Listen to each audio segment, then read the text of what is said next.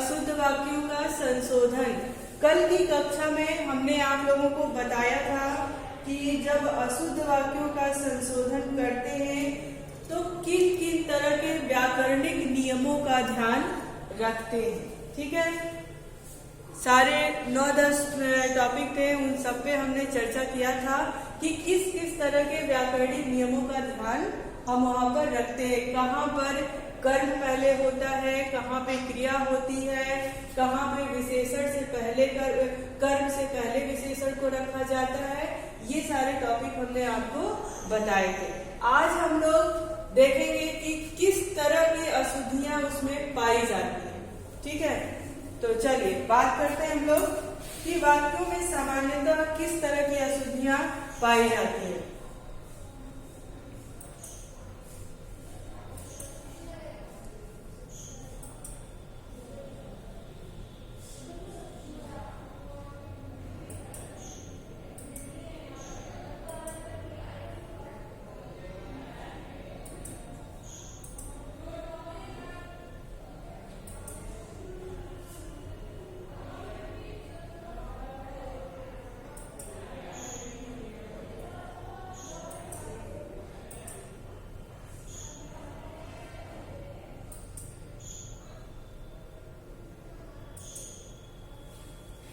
आप लोग को स्क्रीन दिख रहा है? ठीक है, तो देखिए वाक्यों में मतलब जनरल तौर पे निम्नलिखित प्रकार की अशुद्धियां पाई जाती हैं। तो क्या क्या हमें देखना होता है कि किस किस तरह की अशुद्धि हो सकती है दिए गए वाक्यों में। ठीक है,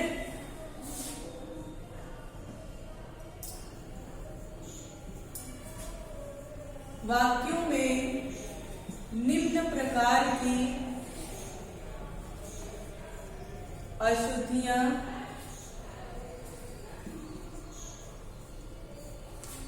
पाई जाती है। ठीक है, कौन कौन सा किन किन से संबंधित अशुद्धि पाई जाती है जब कोई वाक्य की रचना होती है? तो एक तो होती है लिंग संबंधी। हम देखो ये अशुद्धियां इसलिए आपको बताया जा रहा है कि आप जब एक वाक्य का संशोधन करने जाते हैं तो सबसे पहले उसमें क्या देखेंगे? तो पहले तो देखेंगे कि उसमें कोई लिंग संबंधी अशुद्धि है क्या।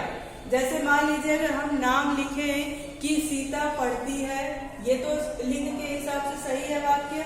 लेकिन अगर हम नाम लिख दे सीता और कर्म में उसका कैसे प्रयोग कर दे कि सीता लिखता है, तो यहाँ पे क्या हो जाएगा? लिंग संबंधी अशुद्धियां हो जाएगा। दूसरा हम देखेंगे वचन संबंधी। ठीक, वचन संबंधी अशुद्धियों में क्या देखेंगे कि कोई वाक्य अगर एक वचन का है परंतु हमने प्रयोग उसमें क्या कर दिया? बहुवचन का कर दिया है, तो वहां पर भी उस सिरे से भी हम देखेंगे कि इस वाक्य में वचन संबंधी अशुद्धि है या नहीं है। उसके बाद कारक चिन्हों के द्वारा देखेंगे। ठीक है, जो कारक हमने कारक पढ़े हैं कि कारक कितने होते हैं? कारक के हमारे 8 होते हैं। तो वाक्य में हम देखेंगे कि कारक चिन्हों के द्वारा किस प्रकार की अशुद्धियां है या नहीं है। उसके बाद हम देखेंगे सर्वनाम। सर्वनाम संबंधी अशुद्धि देखेंगे। ठीक है, सर्वनाम किसे कहते हैं आपको पता है? जब किसी संज्ञा के स्थान पे किसी का प्रयोग किया जाता है वो क्या होता है? सर्वनाम होता है। ठीक है, उसके बाद हम देखेंगे क्रिया संबंधी अशुद्धि। ठीक है, वाक्य में क्रिया संबंधी अशुद्धि भी देखेंगे। उसके बाद क्रिया विशेषण संबंधी अशुद्धि देखेंगे कि वाक्य में क्रिया विशेषण से संबंधित कोई अशुद्धि है क्या। ठीक है, फिर उसका संशोधन करेंगे। उसके बाद हम देखेंगे अधिक पद। ठीक है, अधिक पद संबंधी, फिर पद क्रम संबंधी, फिर फुटकर यानी थोड़े मोड़े मात्रा हुआ, कॉमा हुआ, है ना, आपका विराम चिन्ह हुआ। इन सब चीजों से रिगार्डिंग हम देखेंगे कि उस वाक्य में किसी प्रकार की अशुद्धि है या नहीं है। ठीक है, तो आप समझ लीजिए कि पहले तो हम जो वाक्य का संशोधन है उसमें हमें व्याकरणिक ज्ञान होना चाहिए। ठीक, जब व्याकरण का ज्ञान हो जाएगा तब हम उस वाक्य में किस तरह की अशुद्धियां देखेंगे, कौन कौन सी अशुद्धियां हो सकती हैं। तो उसमें हमारा आता है लिंग संबंधी, वचन, कारक, सर्वनाम, क्रिया, क्रिया विशेषण, अधिक पद क्रिया संबंधी, पद क्रम संबंधी और फुटकर। फुटकर में अभी आपको बताया जाएगा कि क्या है फुटकर। जैसे कि मान लीजिए कहीं पे विराम चिन्ह का प्रयोग करना था, नहीं हुआ हो, है ना। तो इस तरह की अशुद्धियां भी हम उसमें देखते हैं। मान लीजिए आपके पास कोई एक उदाहरण हो, जैसे वह कवियत्री विद्वान है, ठीक है। अब हमें पता है कि किसी भी कवियत्री को, कवियत्री किसे कहते हैं भाई, कोई बताएगा कि कवियत्री क्या है?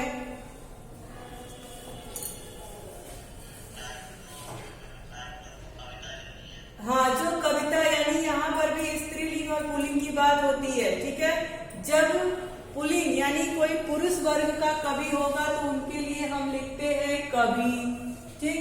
लेकिन स्त्री होगी अगर तो उसके लिए हम क्या लिखेंगे, कवयित्री, ठीक है।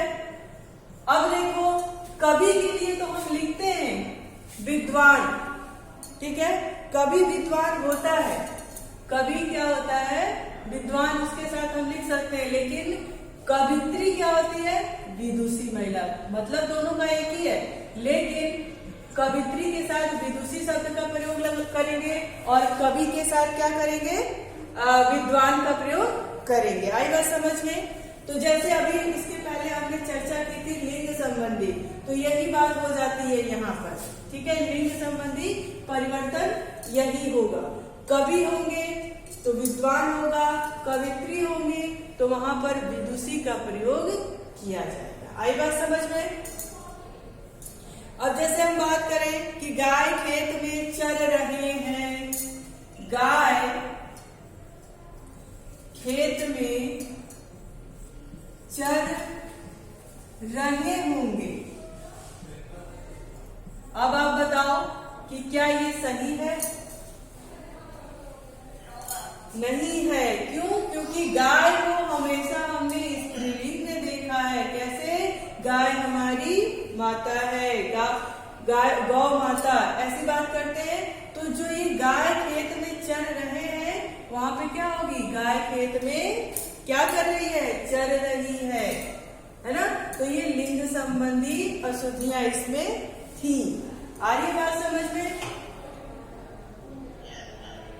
तो इसी तरह से आपको वाक्य में शुद्ध संशोधन करना है, ठीक।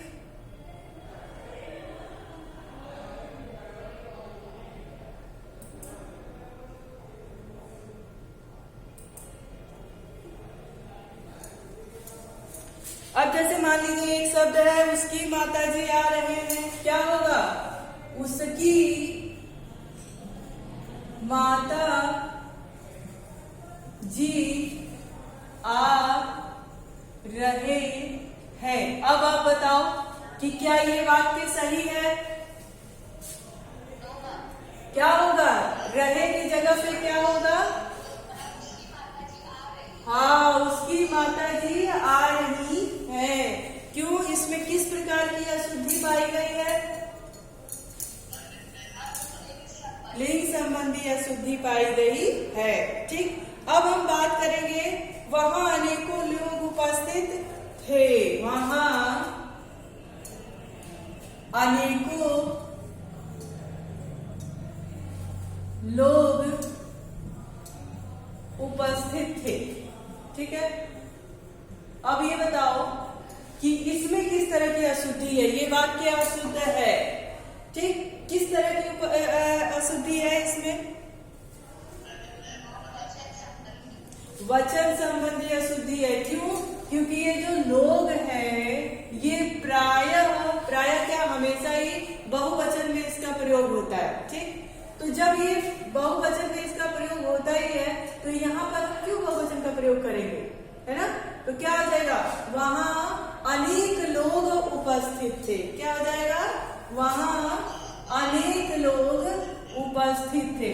देखिए वाक्य की अशुद्धियों में इसी तरह के संशोधन हमको करने होते हैं बहुत ज्यादा। हम लोग क्या करते हैं, आप लोग क्या करते हो कि मात्रा का देखना शुरू कर देते हो कि कहीं मात्रा गलत है, बस उसकी हमें संशोधन करना है, नहीं, है ना। जिस तरह का नियम आपको अभी बताया गया है कि उसी तरह का इसमें करना, हमें संशोधन करना होता है, ठीक है। अब यहाँ पर जैसे लोग की बात हो गई, लोग तो बहुवचन में है ही, जब लोग है तो दो दो बहुवचन का प्रयोग करने की क्या जरूरत है ना। तो ये अनेक हमारा अनेकों क्या हो जाएगा, अनेक होना चाहिए, वहां अनेक लोग उपस्थित थे, अनेक में ही आ गया सब, बहुत सारे लोग। अनेक का ही मतलब है बहुत सारे लोग, ठीक है। अगर यहाँ पे गिनती में होता तब समझ में आता कि हाँ चलो एक की बात कर रहा है, दो की बात कर रहा है, पर अनेक की बात कर रहा है ना, तो अनेक और लोग, तो अनेक लोग में अनेकों लोग की बात करने की कोई जरूरत ही नहीं थी, क्या हो जाता, वहां पर अनेक लोग उपस्थित थे। मैं आपका दर्शन करने आया हूं, मैं आपका दर्शन करने आया हूं, इसमें क्या होना चाहिए, आपका होना चाहिए या आपके होना चाहिए। हाँ, क्यों, क्योंकि हम जब बात भी करते हैं, कई बार हमने पढ़ा भी होगा तो देखा होगा कि प्रभु आपके दर्शन के लिए हम व्याकुल थे, तो आपका नहीं होगा, आपके होगा, ठीक है। क्या होगा, आपके होगा। लिखोगे, मैं आपके दर्शन करना चाहता हूं, आपके दर्शन करना चाहता हूं, ठीक। आ रही बात समझ में कि किस तरह के छोटे मोटे माइनर मिस्टेक्स होते हैं, ठीक है। तो यहाँ पे क्या बात हो जाती है, मैं आपके दर्शन करना चाहती हूँ या चाहता हूँ, जो भी है, ठीक है। अब बात करेंगे कि मैं उसके अंग काटे गए, उसके अंग काटे गए, क्या होगा, हाँ, उसके अंग, उसका अंग काटा गया, ठीक। घायल का प्राण निकल गया, हाँ, हमेशा हमने पढ़ा है कि प्राण पखेरु उड़ गए, उसके प्राण निकल गए। बोल के भी अगर आप बोलते भी हो तो भी आपकी वाक्य शुद्धि में कुछ गड़बड़ी होती है, तो वो पकड़ में आ जाती है, ठीक है। तो उसका प्राण निकल गया, उसके प्राण निकल गए, है ना। ये हमारा क्या होता है, घायल के प्राण निकल गए, गया नहीं होगा, क्या होगा, गए होगा। अच्छा, रामायण सीरियल 90 दिन तक चलता रहा। अच्छा, आप बताओ, 90 दिन तक चलता रहा, तो 90 दिन एक दिन की तो बात नहीं कर रहा ना, क्या कह रहा है, कई दिनों की बात है, उसमें संख्या में है कि भाई 90 दिन तक चलता रहा, नहीं, 90 दिनों तक चलता रहा। जब एक दिन की बात होगी तब बात करेंगे, लेकिन यहाँ पे कितनी बात हो रही है, 90 दिन की, 90 डेज की बात हो रही है ना। तो जब 90 डेज की बात हो रही है तो यहाँ पे दिन ना होकर के किसकी बात हो जाएगी, दिनों की बात हो जाएगी। आई बात समझ में, आ रही है बात समझ में। अब आप देखेंगे, अब ये तो हो गया हमारा कि किस तरह से अशुद्धि, लिंग संबंधी और वचन संबंधी अशुद्धि कैसे देखेंगे हम। अब हम बात करेंगे कारक संबंधी अशुद्धियों की, ठीक है। इसके पहले तो हमने देखा कि किस तरह से लिंग संबंधी अशुद्धियां होती हैं और कैसे वचन संबंधी अशुद्धियां होती हैं। अब हम बात करेंगे कारक संबंधी अशुद्धियों की, किसकी, कारक संबंधी अशुद्धियों की। अब देखो, कारक संबंधी अशुद्धियों में क्या होता है, जैसे हम कहें कि पिताजी कार आए हैं, पिताजी कार आए हैं। अच्छा, ये बताओ, पिताजी कार आए हैं, इसका क्या मतलब है, हाँ, कार से नहीं, कार में आए हैं, पिताजी कार में आए हैं। पिताजी किस में बैठकर आए हैं, पिताजी कार में आए हैं, है ना, पिताजी कार में आए हैं।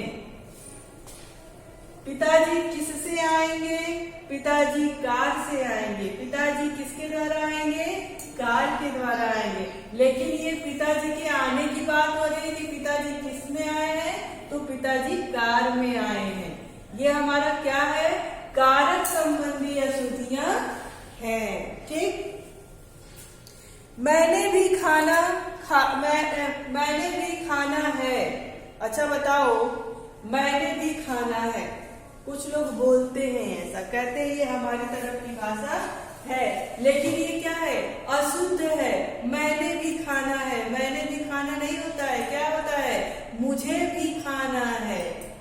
क्या है, मुझे भी खाना है। मैंने नहीं होगा, मैंने की जगह पे क्या होगा, मुझे होगा। हो सकता है कि ये कहीं की क्षेत्रीय बोली हो, लेकिन ये मुझे होगा, मुझे भी खाना है। ठीक है, ये हमारा क्या है, कारक संबंधी अशुद्धियां है। ठीक है, बात करेंगे घर पर सब कुशल पूर्वक हैं। घर पर, अच्छा बताओ, में पर का प्रयोग हम कहाँ पे करते हैं,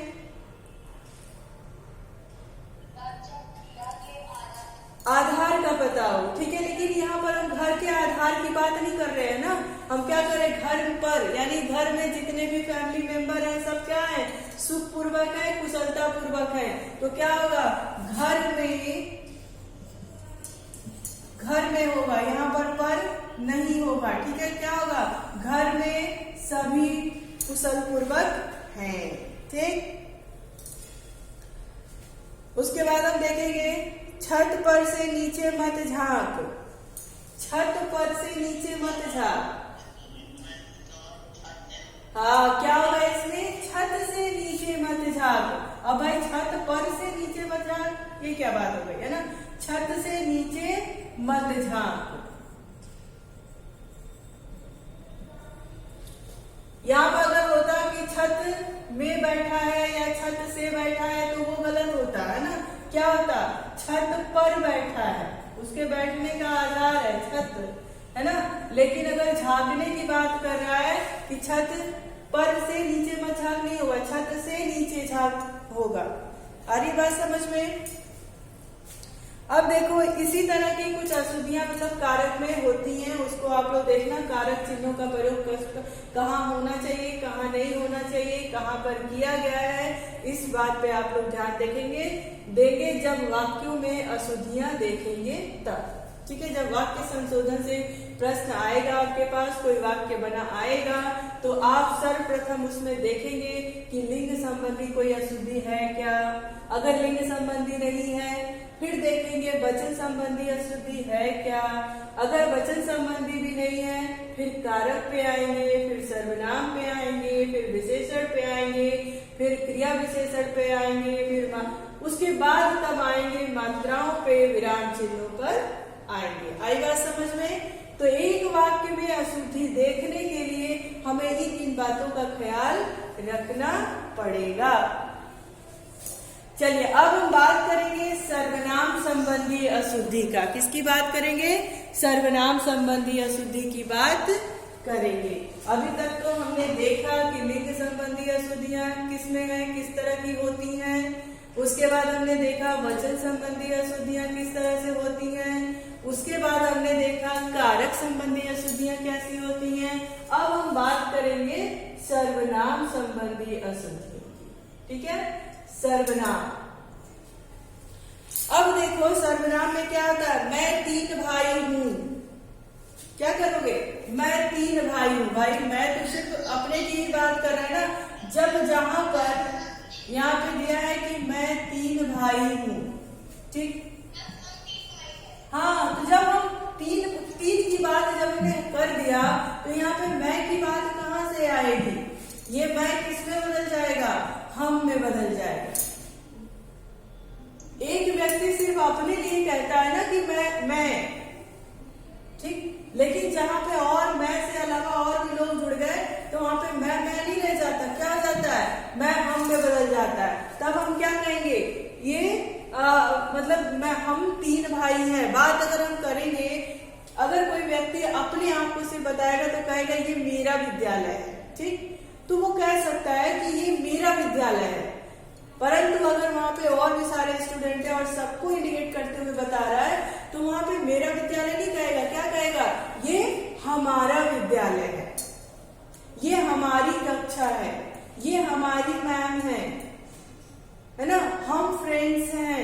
अब ये थोड़ी कहोगे कि मैं फ्रेंड हूं, भाई ठीक है तुम अपनी बात कर रहे हो, लेकिन आपके अलावा भी यहाँ पे कोई पर्सन है तो आप क्या करोगे?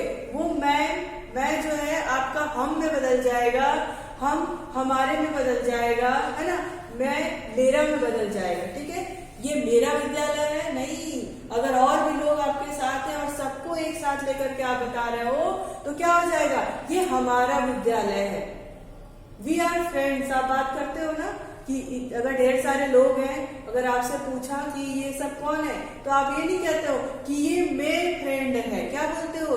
वी आर फ्रेंड्स, ये हमारे फ्रेंड्स हैं। ठीक है, तो वही बात यहाँ पे हो जाती है। मैं 3 भाई हूं, तो ये मैं सिर्फ अकेले की बात नहीं हो रही है, 3 भाइयों की बात हो रही है, तो यहाँ पे मैं नहीं होगा, क्या होगा?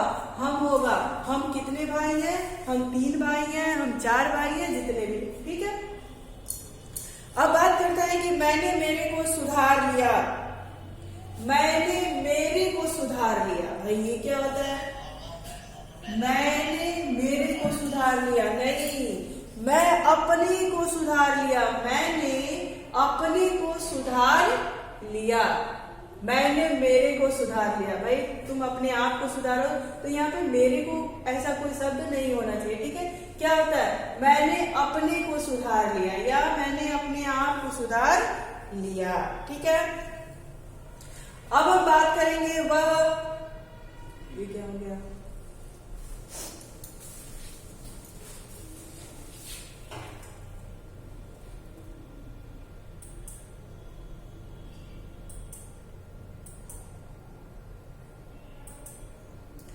ठीक है, अब बात देखो करते हैं दूसरे उदाहरण की।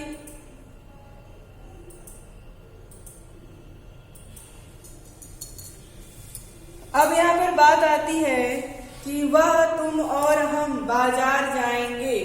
वह